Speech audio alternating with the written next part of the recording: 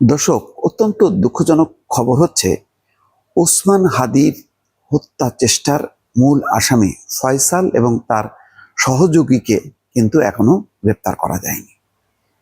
তাদের গ্রেপ্তার নিয়ে আসলে কি চলছে?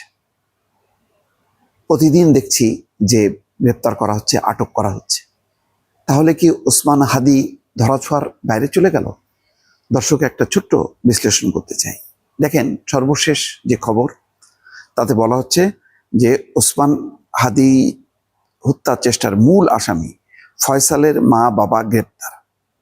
তার বাবার বয়স ৭০, হুমায়ুন কবির, এবং মা হাসি বেগম ৬০।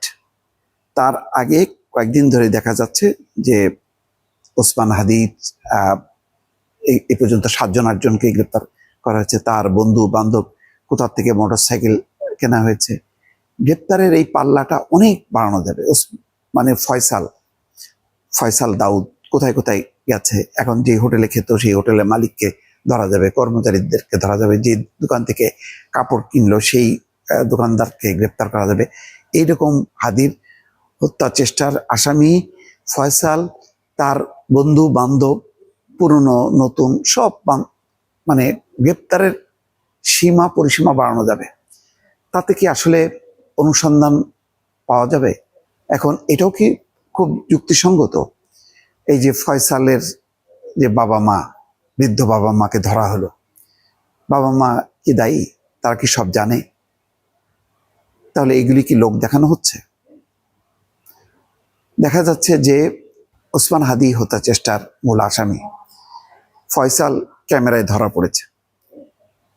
তার সাথে আরেকজন মোটরসাইকেলে যে ছিল, যে চালাচ্ছিল, তাকেও চিহ্নিত করা গেছে। তাদেরকে ধরা যায়নি।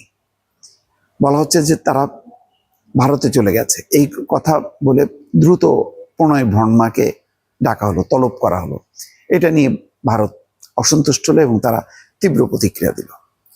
ভারত বিরোধী একটা আওয়াজ শুরু হয়ে গেল।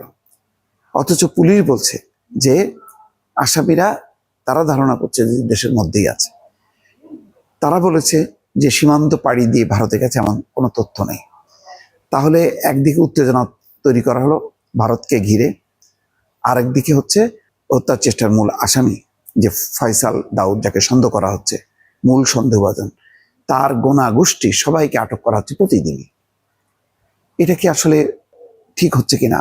অতীতে কিন্তু দেখা গেছে যে বিএনপি জামাতের যারা নেতা কর্মী, তাদেরকে গ্রেপ্তার করতে যে পুরো বাড়ি শুদ্ধ সবাইকে, তার বাবা মা ভাই বোন অনেককে আটক করা হয়েছে, এবং এটা নিয়ে কিন্তু তীব্র প্রতিক্রিয়া তৈরি হয়েছে। তো একই ধারায় কি পুলিশ প্রশাসন অগ্রসর হচ্ছে? এতে কি মূল যেই অভিযুক্ত আসামি, তাকে কি পাওয়া যাবে? এই ব্যর্থতা কি ঢাকতেই কি বিভিন্ন জনকে আটক করে দেখানো হচ্ছে যে আমরা মানে আটক করার চেষ্টা করছি? এটা আইনের সাথে সামঞ্জস্যপূর্ণ? এটা কি মানবাধিকার লঙ্ঘন হচ্ছে না? মূল অভিযুক্ত কিভাবে পালিয়ে গেল বা কোথায় অবস্থান, সেটা শনাক্ত করা যাচ্ছে না। আজকে আমাকে অবাক লাগে যে মোহাম্মদপুরে মা মেয়ে হত্যাকারী মূল যে অভিযুক্ত আসামি আয়শা, তার এরকম মুখ ঢাকা ছিল, কিছুই তাকে দেখা, তার ফোন নাই, ঠিকানা নাই, ঠিকই তাকে কিন্তু গ্রেপ্তার করলো পুলিশ। আর এখানে পরিষ্কার সিসিটিভি ফুটেজে নাম ধাম পরিচয় সবই প্রকাশ হলো। কোন সংগঠন থেকে এসে এই ইনকলাব মঞ্চের আশ্রয় নিল সবই জানা গেল। কিন্তু দুর্ভাগ্য হচ্ছে তাকে পাওয়া যায়নি। তাকে না পেয়ে এখন তার আশেপাশে আত্মীয় স্বজন, বন্ধু বান্ধব সব একে একে আটক করা হচ্ছে। এটা সঠিক কিনা এটা বিবেচনা করা দরকার। কারণ একটা পরিবারের কেউ যদি অপরাধী হয়, তার মানে এই না গোটা পরিবার অপরাধী। তার দায় পুরো পরিবারকে নিতে হবে। এই অতীত কালচার, এটা যথেষ্ট পরিমাণ কালচার চর্চা হয়েছে, কিন্তু এতে আইনের লঙ্ঘন হয়েছে, মানবাধিকার লঙ্ঘন হয়েছে। আসল যেই অভিযোগ বা দায়, সেটাকে কিন্তু চিহ্নিত করা যায়নি। এখনো কি ঘটনা প্রবাহ সেদিকেই যাচ্ছে?